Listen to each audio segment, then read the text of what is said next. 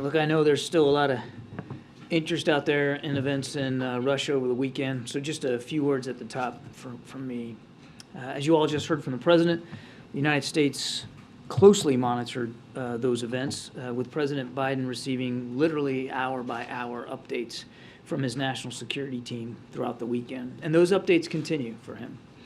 On Saturday morning, the President convened a call with his top national security aides to discuss the developments and any impacts that instability in Russia could have as we prepared for a range of scenarios. And the President also convened calls with many of our allies and partners throughout the weekend, and those calls continue.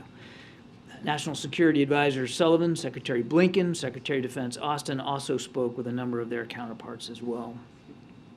Now, as the President noted, it was important that both internally, here inside the administration, and externally, with our allies and partners, including with Ukraine, that we all shared our perspectives on what was going on, and we all stayed on the same page.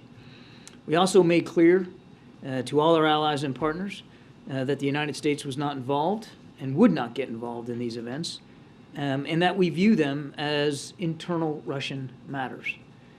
We delivered that same message to the Russians themselves through appropriate diplomatic channels. I'll emphasize, as the President did just a little bit ago, that it's too early to speculate on the impact these events might have or to reach any definitive conclusions, except one, of course, and that is that no matter what happens next, we're going to stay closely coordinated with those allies and partners, and we're going to continue to stand with Ukraine. As we're speaking here right now, Ukrainian forces are still fighting for their country. They're still trying to claw back captured territory. They're still taking, and they're still inflicting casualties. So whatever occurred in Russia this past weekend did not change those facts. Didn't change the facts for us, didn't change those facts for Ukraine. And they absolutely are not going to change our continued support. So with that, I'm happy to take a few questions.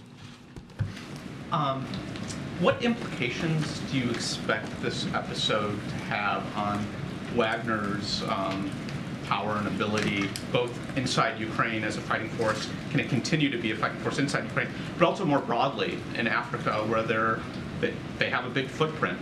Where does Wagner, do you think, go from here? Do you have any early read on that? No, we don't. And we don't know the answer to your question. It's just too soon to know.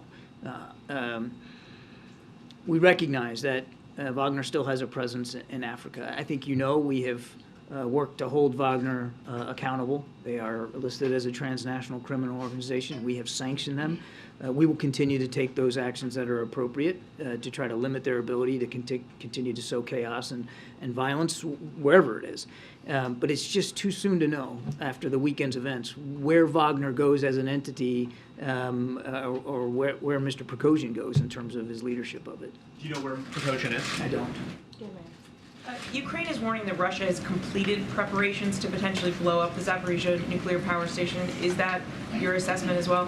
I'm not going to get into specific intelligence. I would tell you that we're watching this very closely, seen that reporting. We have, as you know, the ability near the plant to monitor radioactivity, and we just haven't seen any indication that threat is imminent, but we're watching it very, very closely. And more broadly, as Secretary Blinken said, this has exposed cracks in Putin's power.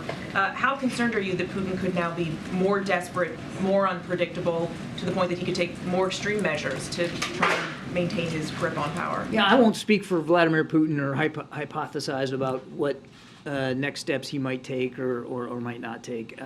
I think it's important to take a step back here and remember that the Russians still have tens of thousands of troops inside Ukraine. And that, as I said in my opening statement, there's still active fighting going on. The Ukrainians are still trying to claw back territory. The Russians are still vigorously trying to defend against those efforts by the Ukrainians, and casualties are being taken even as you and I are talking. And I think it's important to remember that. So what we're going to stay focused on is making sure that Ukraine can continue to succeed on the battlefield and not speculate about what this might or might not do on the political spectrum inside Russia. As President Biden said very well earlier, this is an internal matter for the Russian system. Gotcha.